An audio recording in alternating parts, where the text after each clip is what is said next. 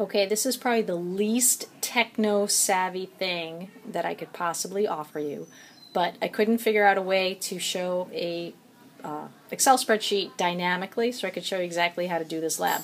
So I am using a camera to videotape my screen. Hi! See, this is really bad, but I know there must be an easy way to do this. So I just wanted to kind of go through exactly the expectation of the computer simulation. First, you're going to compare the total momentum before the collision to the total momentum after the collision. The total momentum is the sum of the momenta of each object before the crash. Okay? And then you want to see what it is. You're going to look at the final minus initial to look at the total momentum. Now, if this change in momentum is 0 or very close to 0, depending on rounding errors, there could be a rounding error, then it's said that the momentum is said to be conserved. That means the total amount before is equal to the total amount after. So that's the purpose of the lab. Now I want to show you how to kind of go through this so that you can get some exact numbers. So here I want to calculate, you can see what I have set up here. I have the masses, I have the initial velocities, and then I'm calculating my momentum before, and then this orange column is going to be my total momentum before the collision.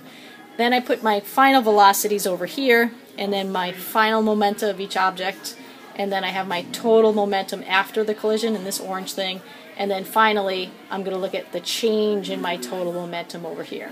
So this is how we're going to do it. You click in this cell, and then you're going to click on the equal sign to tell it that it's a formula, and then you're going to select the mass you want to multiply. See, and you can see that the cell number comes up there. Then you want to multiply, which is Shift star, and then I'm going to multiply it times the velocity. Okay? Hit return, and it automatically does that number. Now once you've done all your trials and you have a list of trials, all you have to do is click on the one where you've typed the formula, get your cursor to turn into a cross, and then you just drag it down. Okay, and look at that. It's already calculated the one for the next row. And if I click on that cell, you can see that now it's gone down to the next cell, and it's now looking at the 5th cell, B5 times D5. Alright? You do the same thing for P2. So I do equals, and then I'll do mass 2 times, which is a Shift F8, I do the star, P2. And then I hit return, and then it does the same thing. Okay, and then if I want to figure out the total momentum, again, I'm just going to add those two columns together. So I'll take this guy plus that guy there, and I get my total momentum. So this is the way you're going to go about it. And again, I'll just show you one more time. To have the cursor turn into the cross and drag it down, and then it'll populate the formulas there. So, same thing, you do the same thing over here. Figure out the total momentum, and then finally your change in total momentum would be my final minus my initial, and that's it.